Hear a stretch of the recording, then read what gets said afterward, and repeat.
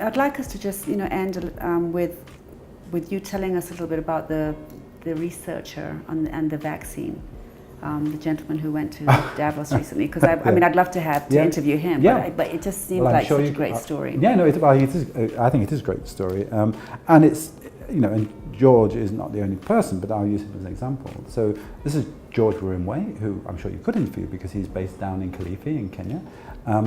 George worked with us in Kilifi, did his PhD there, his training. Now George is a vet, and he always had this concept that you could bring together animal health and human health. So he went to the UK on a fellowship to develop vaccines against an animal disease which also affects humans, Rift Valley fever. It's a very unpleasant disease when you have epidemics of it.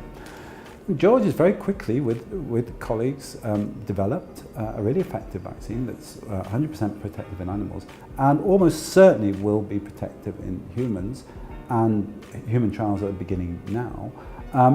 But more importantly, that whole concept can be extended to a whole range of emerging infectious diseases, many of which have an animal origin.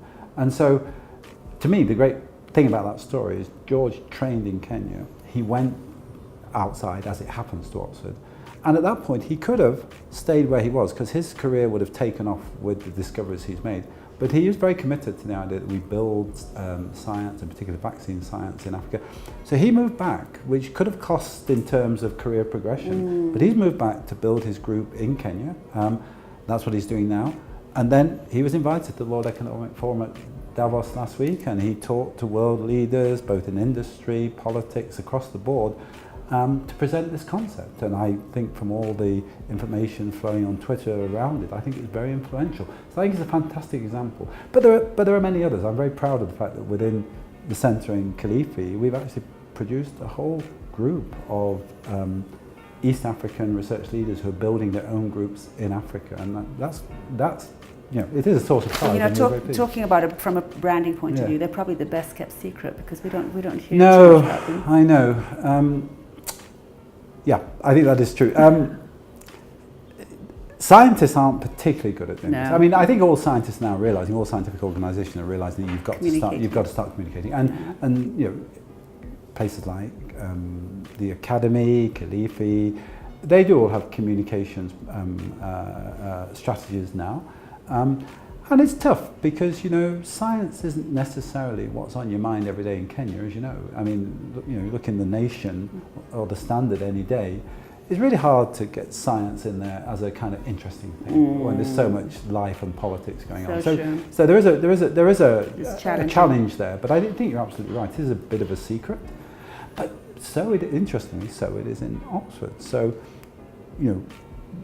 the programme in Kenya is one of several programmes across the world where Oxford's academics have been long-term, if you like, embedded for 30 years in Southeast Asia and Africa. A very large group of people, but almost deliberately it wasn't projected as being from Oxford because the way we want to work is by embedding in and working within national institutions. Sure. So you're right, it can backfire on you. So I used to find in Oxford, I talk about the programme and people say, I didn't know about that. And they said, well, we've not done a very good job. But maybe we shouldn't have pushed it too hard because the aim was not to say, oh, what a great thing Oxford is doing here. It's more to say, we want in the long term for Oxford academics to be engaged, but by being within African institutions. And in that sense, you don't want to over-brand it or over-promote yourself. So I think there's a kind of balance. There's a balance there. And what about women? Or what about there scientists? Do we have enough on the continent? No, we don't. And this is worldwide. And there are some really encouraging things happening, and also some kind of worrying things.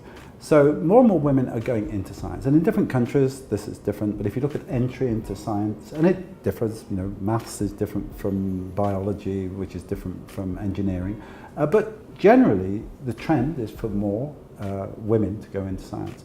That's good. But there is this sort of attrition all the way through the career. So as you go up through the career, it's well documented that there's a bigger dropout rate for all sorts of reasons. In women compared with men. So you start from a point where historically there are many more men in science than women, and then you worsen it by the fact that women going into science are more likely to leave at some point. Now, whether that's to do with the career structure, whether it's to do with societal pressures, there's a whole set of things, whether it's to do, as it often is, with sort of basically bias. And I mean, this is true of women, this is true of ethnicity across, science is not immune to any of the pressures in any other part of the world. And these are things which we just absolutely have to address. So I think, again, from our point of view in Africa Oxford and also our point of view in the African Academy of Sciences, promoting women's career in science is just one of the highest priorities. And how are we going to do that, at a high school level when they're having to make those choices? No, it begins in school or even earlier. I think it's just you've got to get out there and do a lot of work. So again, as an example, I'll use the program which, because it's one I know about, which is running from the centre in Kilifi, where I think there's a fantastic schools program which goes out into schools across the district and engages in many different ways. I mean, a whole range of very creative ways of engaging with schools. Not saying this is science, this is how you do it, but sort of promoting the idea of science as careers. And they range from running competitions to having sort of bringing kids into the research centre to see what scientists do. But I think probably the most effective one is scientists going out into schools and asking people, what do you mean by a scientist? So if you get people to draw a scientist, the stereotypic thing is they draw an elderly man. It's not very sexy, is it? No, but now, increasingly in the program in Kilifi, so we get, or the program gets, as many young women researchers to go out into the schools and, basically say, I'm a scientist, this is what I do. So you have to change that concept of who is a scientist. Absolutely. You have to start at that point, I think. Because if you don't have that concept that may be something I was doing in life, then by the time you get to secondary school or choosing university, you're past the point where you've had the interest. Because quite often I speak at different schools through careers days, and I you sort of ask young women particularly what they want to do. They're just very few that are going to the science world. It's all to do with example and role models, and there are some great women researchers across the continent now, some great women researchers in Kenya.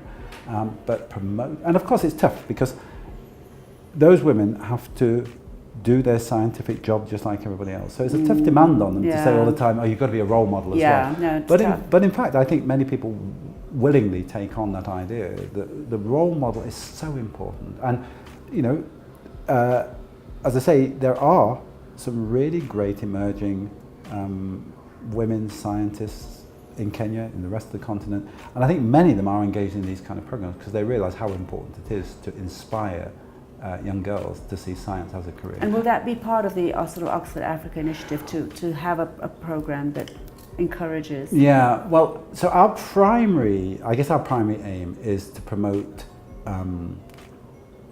equitable collaboration between African institutions. So that's our primary aim from Africa Oxford, because we are a university, and but we certainly are keen to support these kind of efforts, and perhaps more from the African Academy of Science thing. I think there similarly, we are very supportive. We're building up our community engagement and our public engagement capacity to work with all the programs we support.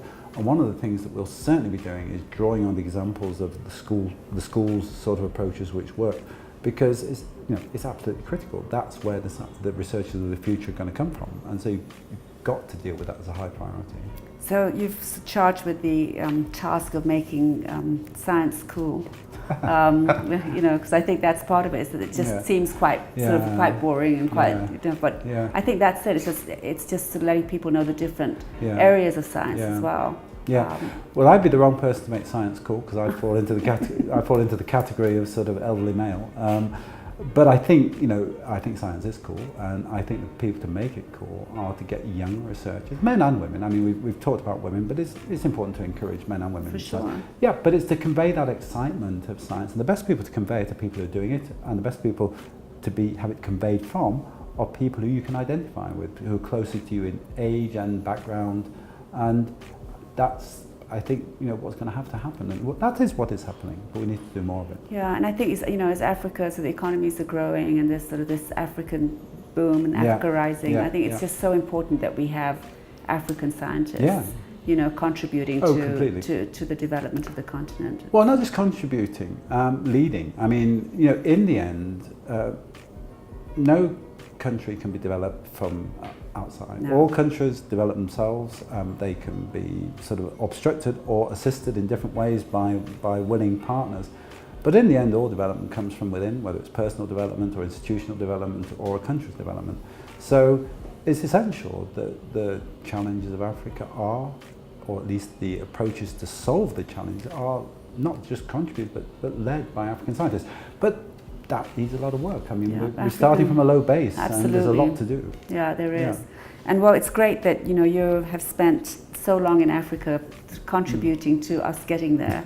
And I just wish you all the best as you carry on forward, and whatever we can do to help the Africa Oxford Initiative, we're definitely here, and Great. I look forward to working closely with you to sort of make this dream reality. Great, that's fantastic. Thank you very much. Well, thank you for being here. Thank you. Hi, my name's Kevin Marsh, and you're watching Shaping African Conversations.